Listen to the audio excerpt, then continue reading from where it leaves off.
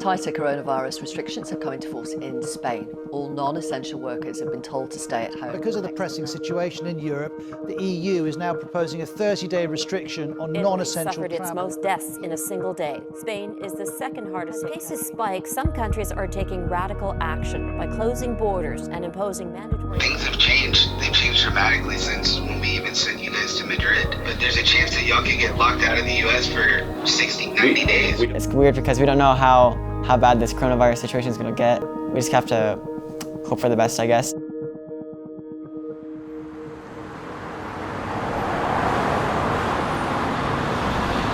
Good. Is it recording?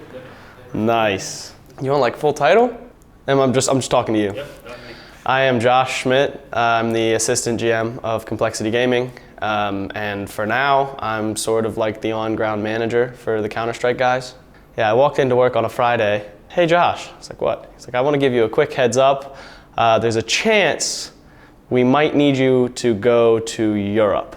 And I was like, okay. Within like 4 hours, basically just boarded a flight with the Counter-Strike team, fully expecting to only be in Madrid, Spain for about a week and then come back. But that is not what happened. After close qualifier, we were supposed to stay in Madrid to a boot camp for I think it was a week before we went to Malta to play Pro League. But yeah, it ended up being really bad with the coronavirus. We heard news that with the coronavirus getting a bit crazy and stuff, that Malta got canceled.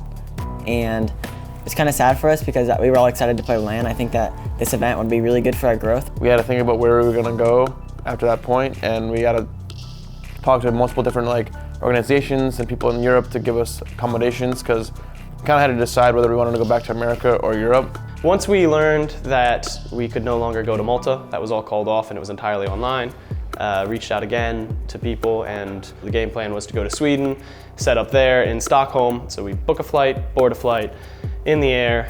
And that was not necessarily the right choice because we found out as we landed that the team that we had contacted actually they couldn't accommodate us anymore. So we flew to Sweden for nothing. While in Sweden, for that brief time period, we had talked back and forth with management. There was a disconnect because the org really wanted the team back in Texas. They had seen how this virus was spreading, how countries were reacting, and they wanted to make sure that every possible facet were in their control. Technically, the best thing would be going back. Because everything we know, we have the facilities, we have. Yeah, but how long until we'd have to play if we go back?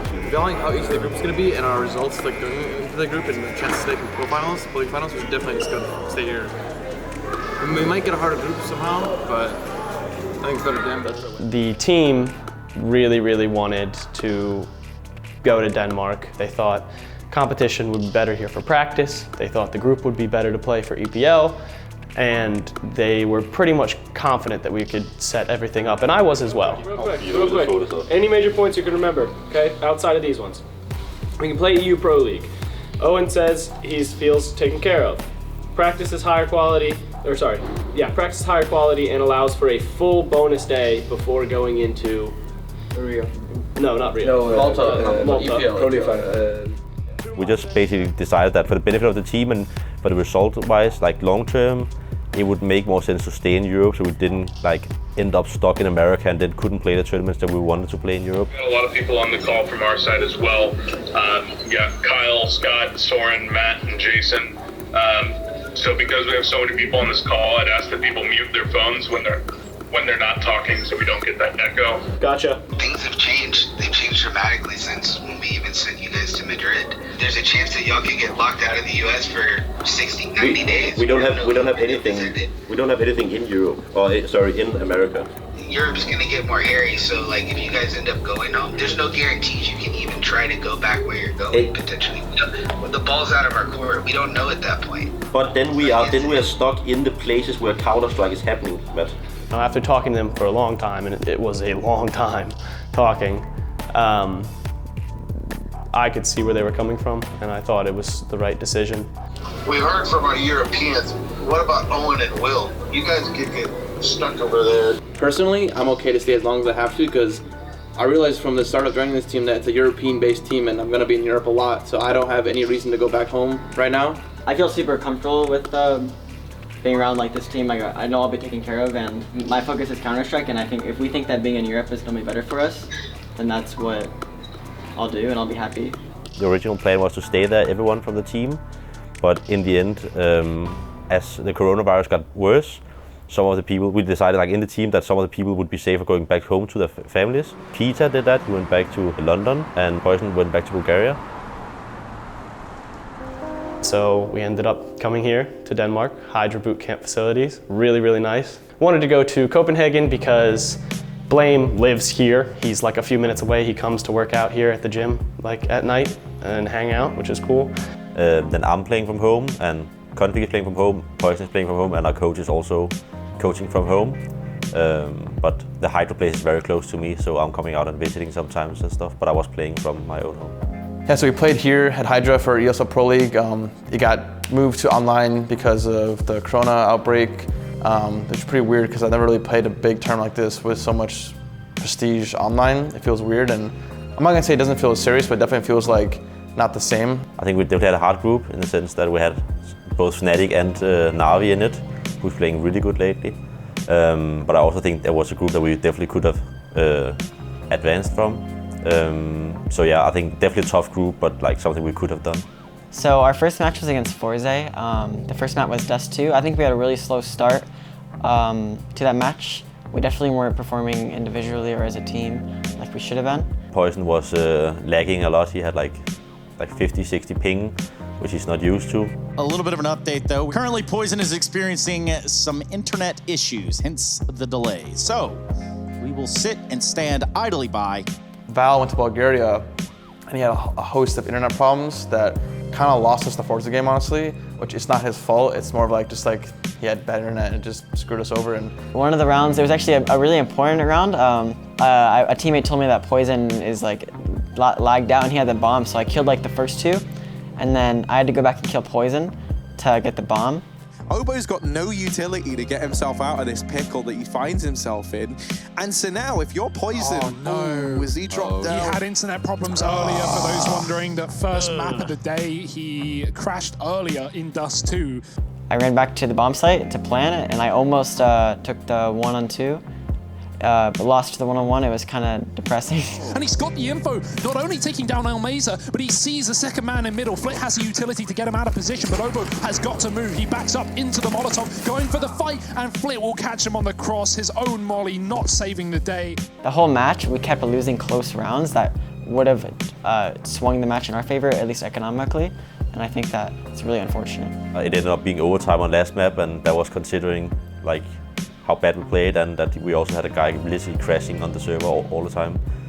So I think in the end we should have won that match, but we didn't. Fnatic, that was definitely a rough match for us. I personally probably played one of the worst matches in my life.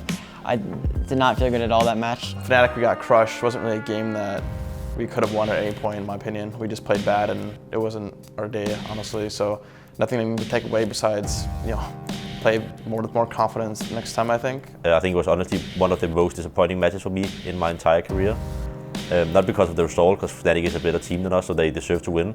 But it was more like the Counter-Strike we delivered is nowhere close to what we're practicing and what we're expecting from ourselves. We are done here, ladies and gentlemen. It's going to be 16-6. One final kill for Broland. We played against Big a few times in previous qualifiers and stuff, and the matches are always super intense and close.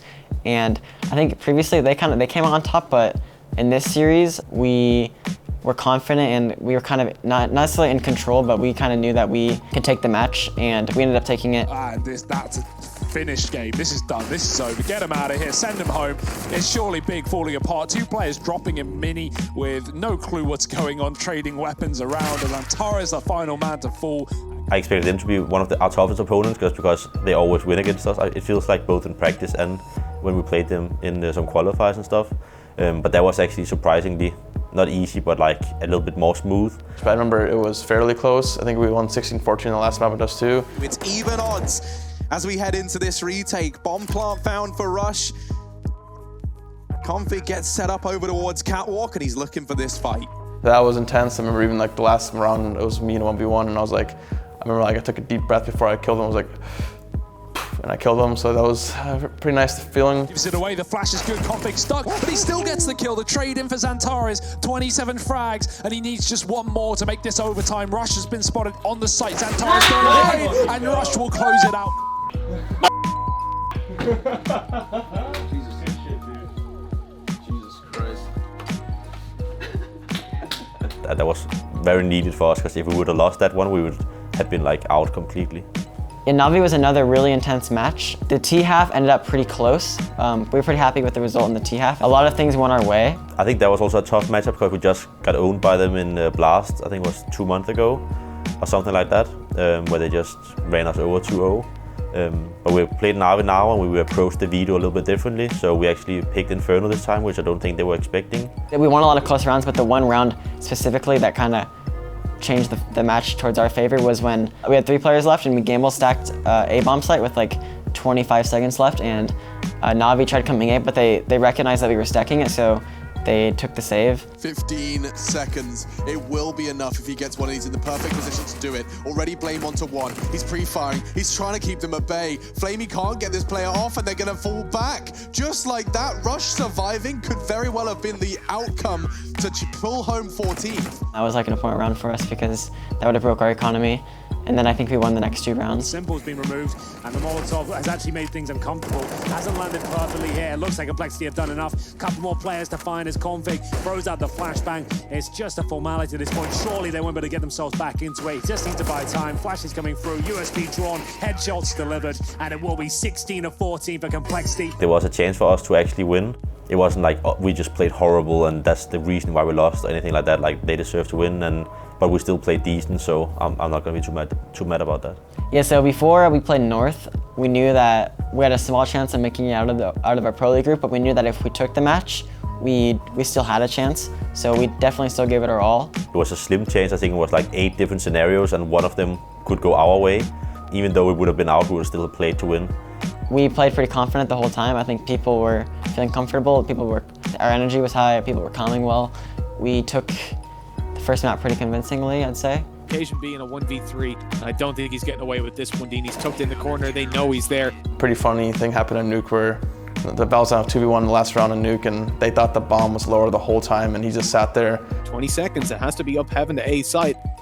And he has to hope no one's pushed out there in the meantime. Doesn't spot anyone around this area, so Vents should be a massive concern for him. And Molly should go to the hood and get a bomb plant safe. 8 seconds, he's got to move. I'm not going to use the Molly, in fact, just going straight down for the bomb plant. That is very brave. And they think it's B? Once they actually realized that the bomb was not planted at B, it was too late and Poizon already won the round. Sound on Nuke's so weird that like you honestly sometimes cannot tell. So I think MSL thought he heard it lower, or a teammate called lower, so they went lower, and they were so committed to the fact that was lower that by the time they actually got into the site, they realized it was upper, and yeah, it sucks for them because now they got memed on Reddit. And if this door is open, I think the round is done. Are they still down there? They still think it's BB. No idea, man. Oh, they've lost. No idea. All right, Gigi.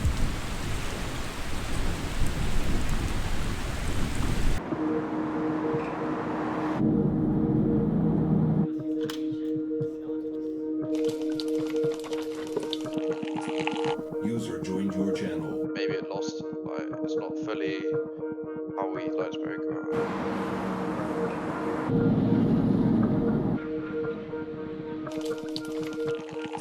User joined your channel. Yeah, I just had a few times where we've thrown it. User joined your channel. I have 2 levels of them. User joined. Just like 2 to 2, so they were like stacking here. Right now, the future for us in Europe or NA is uncertain. We can't go back to America just yet. Americans can go back, but the Europeans cannot. So there's no point in splitting up the team and not practicing when there's things to play for. Now all the tournaments is announcing whether or not they will be held and whether or not they will be held like online or they will cancel it or like what they will do with everything. So we've been invited to DreamHack Masters. Then also they announced like the new way to get into the major, which we're also playing in the European version. There's lots of like online tournaments coming out, and we're not sure when the Europeans are going to be able to get back to America because there's so many travel restrictions. Of course, really annoying for some of the fans and stuff that like there's no LAN tournaments, but I think it's really good for Counter-Strike in general that a lot of the TOs is like choosing to actually hold a tournament, even though it's online and there might be like less hype. Everyone's in the same situation around the world right now in terms of lockdown, so we all feel safe and comfortable here in Denmark. So just gotta wait for these online leagues to be announced and play them and play our best. It definitely puts me in a weird spot because I'm not really sure when I'd be able to go back to my home country, when I'm going to see my family and stuff like that. It's weird because we don't know how bad this coronavirus situation is going to get, and we just have to hope for the best, I guess. And we use this time to practice as a team and get better, because that's all we really have right now. So just use it proactively.